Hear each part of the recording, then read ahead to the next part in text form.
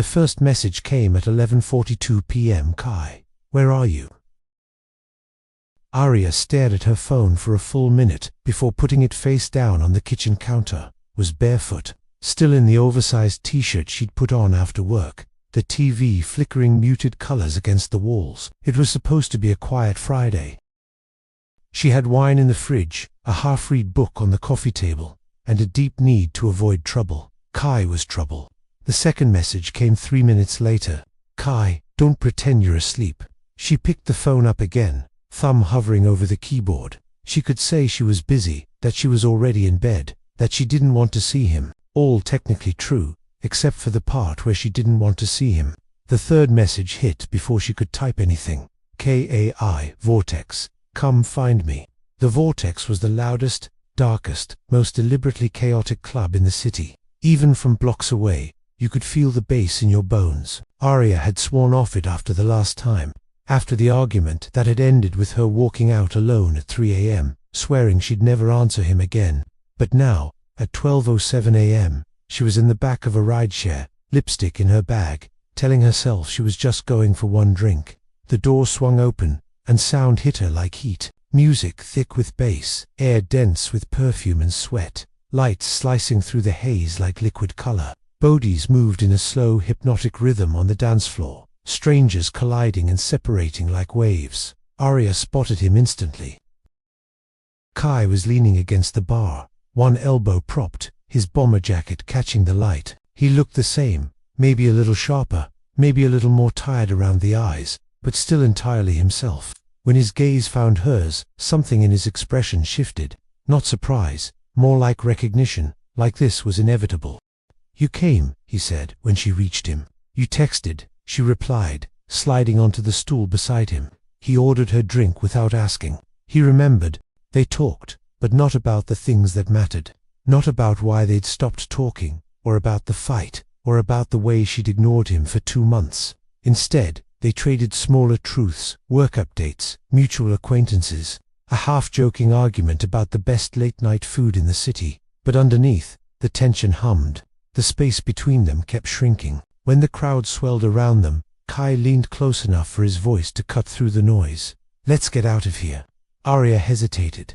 This was the crossroads. She could finish her drink, leave, go home, sleep, and wake up in her own bed with her conscience intact, or she could follow him. She followed him.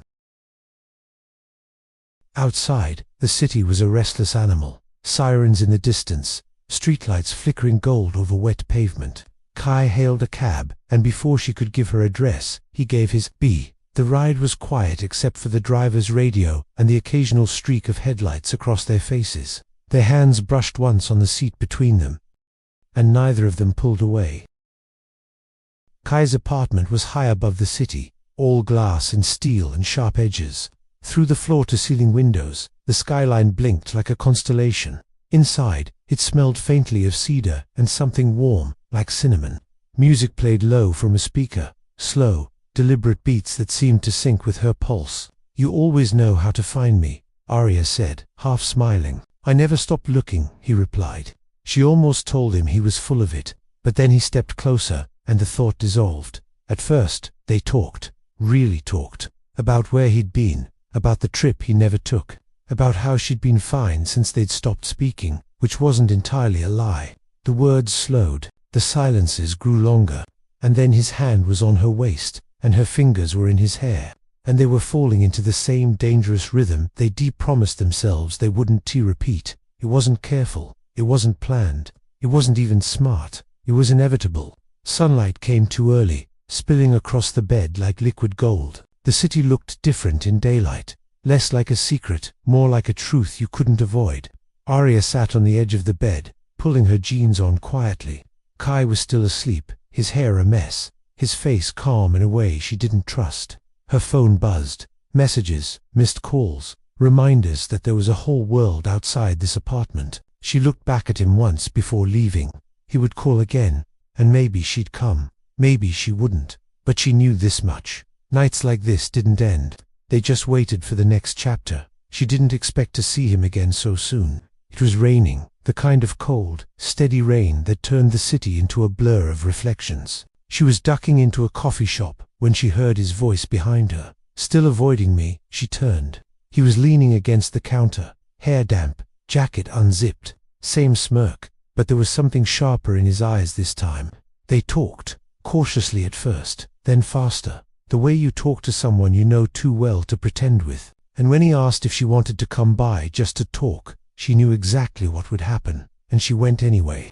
It became a pattern, weeks without contact, then a message, then a night that bled into morning. She told herself she was in control, that she could stop if she wanted, but the truth was, they both kept answering. It wasn't love, not exactly, but it wasn't nothing. It ended the way it always should have, in a quiet, empty apartment, with her standing in the doorway and him leaning against the window.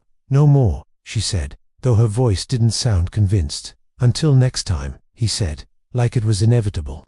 And maybe it was. Because some people don't leave your life in a straight line. They slide in and out, like music fading in a club, always just loud enough to pull you back.